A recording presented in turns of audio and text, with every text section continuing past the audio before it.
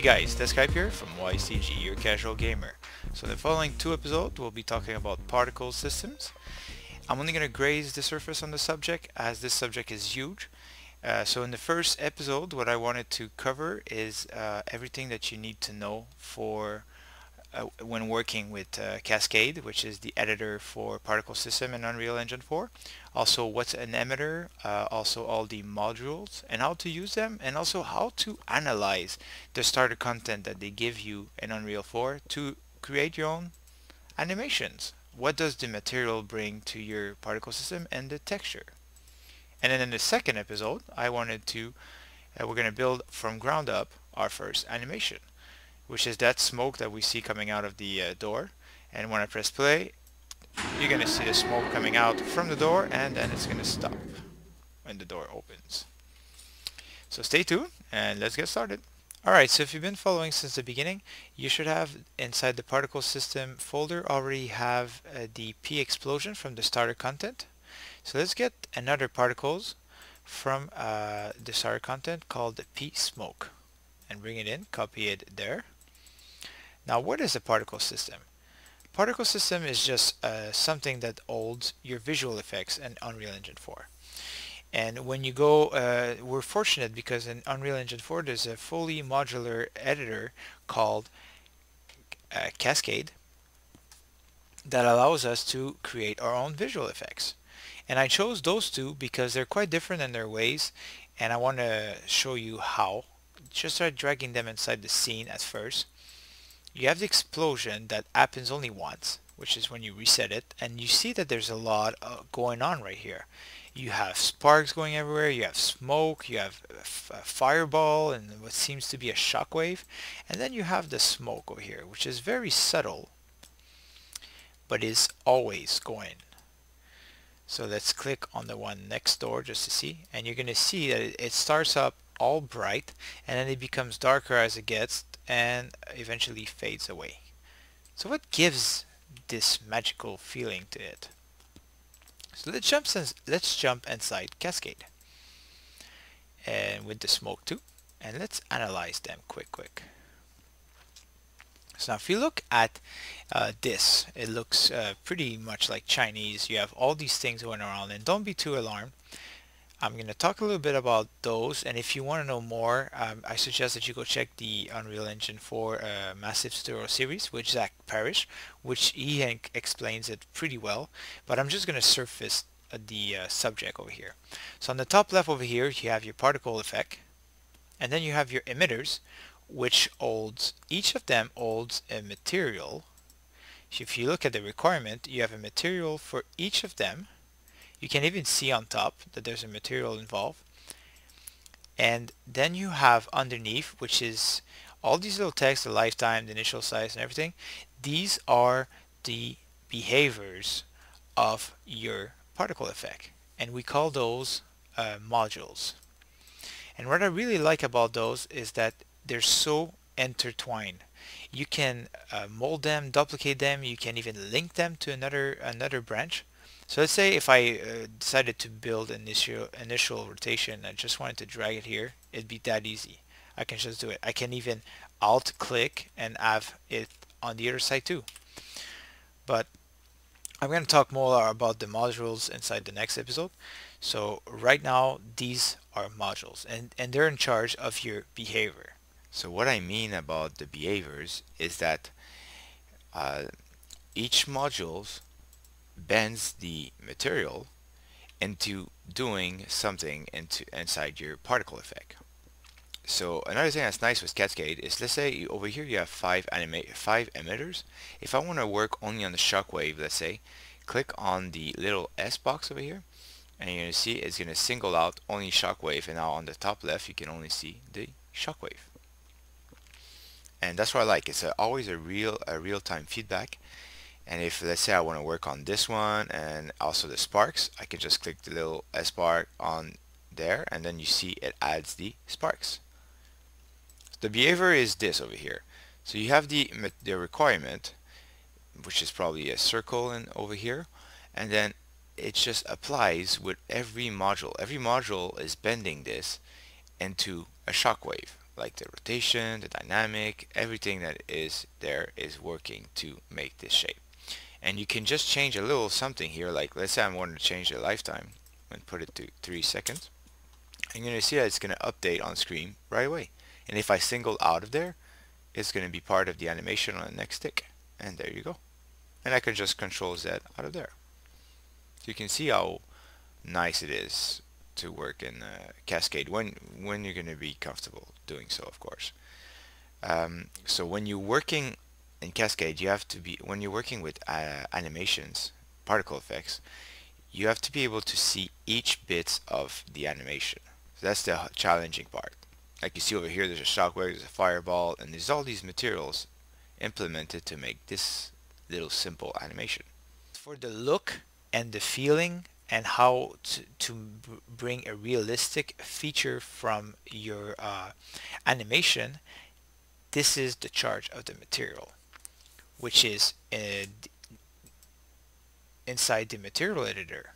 So what I want to teach you guys is I want to teach you guys how to analyze your particle effect, just so that you can grab the ones that sometimes you might buy them online, or you might check inside the starter content and try to open them up and try to understand them, and by understanding them you'll be able to build your own particle effects eventually. That's how I learned.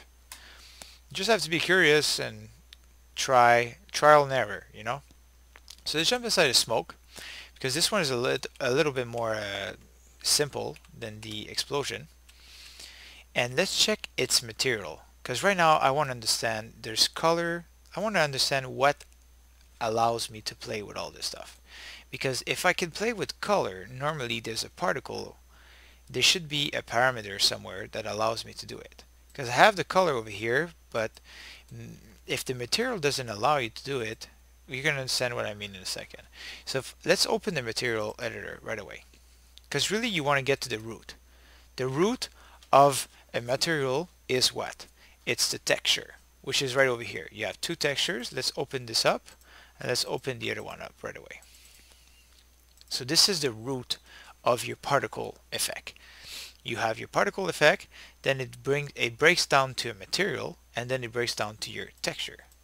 So now over here you have this weird looking cloud over here, and then you have to understand how does it randomize in there. It's just one cloud. It should be just this single image going on and on again, and it doesn't make sense. But when you look at the other texture, then if you bring up the brightness, just so I can show you, what I see over here is a sprite sheet. And I don't know if you know a little bit about 2D animation, but a sprite sheet is how you create your animations and 2D. And if you look at each individual cloud over here, you're going to notice that they're all different in their way. Slightly different, each of them. Not by much, but you're going to notice that they're all different. And now that makes sense.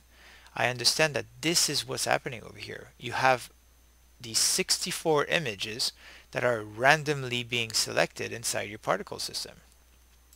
How do they do that? Now there's 8 on top, 8 on vertical, 8 horizontal, 8 vertical. So now I know I need to look for 8 by 8 somewhere inside my material. So let's put it back to 1, and let's go check where we have 8 by 8. It's not here, it's not here. What is this? Texture coordinate? Ah, there you go. U tiling. 8 by 8. So this is how they applied texture to your scene, to your particle effect. And if you want to have the 100% approve right here, just disconnect it. So I'm going to disconnect this, apply, and see how it breaks your particle system. You can already see on the material that there's less detail now on each cloud, and they look pretty plain. So let's go check on the smoke what it did. You can see right away everything is not clear anymore. You don't even see the nice detail that you saw before. So now I know that this is how they went to single out one image, and you can see right away when you reconnect it that you have all this nice detail right here. So apply and save. Now moving on.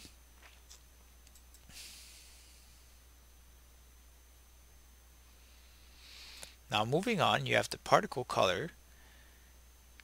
Well, you already understand over here because you have the texture that adds to the other texture. So now you understand how they complement each other. So now moving along, you have the color. So you have its alpha over here, which is the opacity, and you have over here the particle color. So now what happens if I disconnect this one and apply? So now right away, let's go back inside the smoke. Let's see what it did. So now it's updating. Let's let it update. And there you have it. Now everything went white. There's no more color involved. So you already knew that the base color, because of the texture, was all white. So something in the middle was playing with the color, which is this here, the particle color.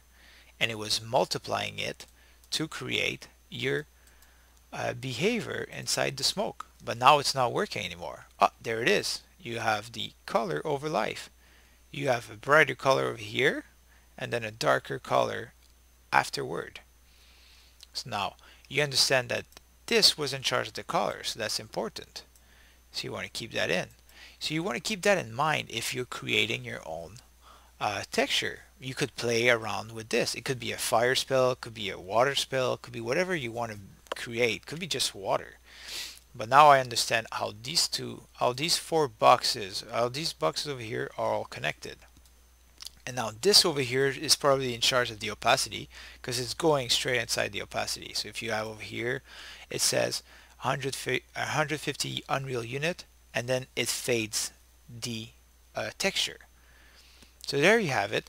That's a little way of breaking down a material to understand how it reacts with your particle effect.